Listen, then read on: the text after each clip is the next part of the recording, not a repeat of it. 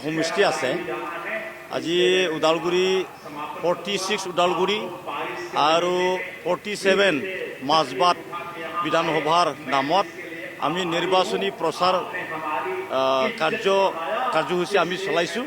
আজি এইখন মিটিঙত আমাৰ মুখ্য অতিথি হিচাপে মাননীয় বিশাত্মা ভৰত গান্ধীজী উপস্থিত হৈছে।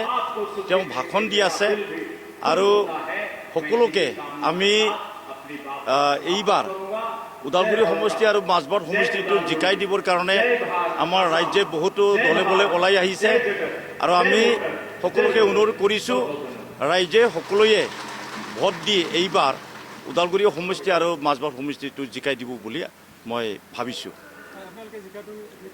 নিশ্চিত আমি মোটামুটি বিপুল ভোটত জিকিম। প্ৰতিদ্বন্দ্বিতা ওদালগুৰি হৰিহন दैमारी BPF আৰু মাজবাটত চৰণ বড়োৰ লগত প্ৰতিদ্বন্দ্বিতা হ'ব। তেওঁ BPF হয়। গতিকে এইবাৰ তেওঁলোকক ৰাইজে দেখা পাইছে, গম পাইছে আৰু তেওঁলোকে অৰবপতি খৰবপতি টকা পইচা থকা মানুহ, কিন্তু এইবাৰ ৰাইজে বুজি পাইছে যে আমি মানে টকা পইচাৰ লোভত নপৰি আমি এতিয়া মানে BPL আৰু APLৰ কাৰণে ৰাইজে ভোট দিব আৰু আমাৰ যিকেইজন কেণ্ডিডেট আছে তেওঁলোকে গোটেই BPL হয়।